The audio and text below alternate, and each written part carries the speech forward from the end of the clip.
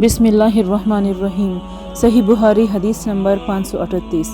अबू सालेह ज़कवान ने अबू सईद खिदरी रज़ी अल्लाह तआला अन्हु के वास्ते से बयान किया कि नबी सल्लल्लाहु अलैहि वसल्लम ने फरमाया कि गर्मी के मौसम में ज़ोहर को ठंडे वक़्त में पढ़ा करो, क्योंकि गर्मी की शिद्दत जहन्नम की बाप से पैदा होती है। इस हदीस की मुताबिक सुफियान सूरी, यहया और अबू इवाना ने आमश के वास्ते से की है। सही बुखारी हदीस नंबर 539।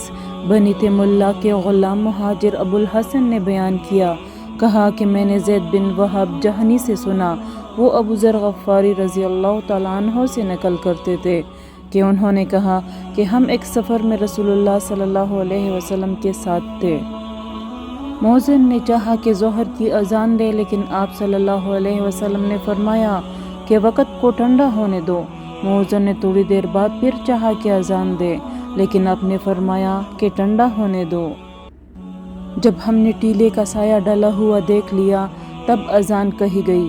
फिर नबी सल्लल्लाहु अलैहि वसल्लम ने फरमाया कि गर्मी की तेज़ी जहन्नम की बाप की तेज़ी से है, इसलिए जब गर्मी सख्त हो जाया करे तो ज़ोहर की नमाज ठंडे वक़्त में पढ़ा करो। इब्न अब्बास रज़ी अल्लाह तआला अन्हु ने फरमाया, यतफ़ियु का लफ्ज़ जो सूरह नहल में है कि मायनी ततमय्यल, झुकना, माइल होना है।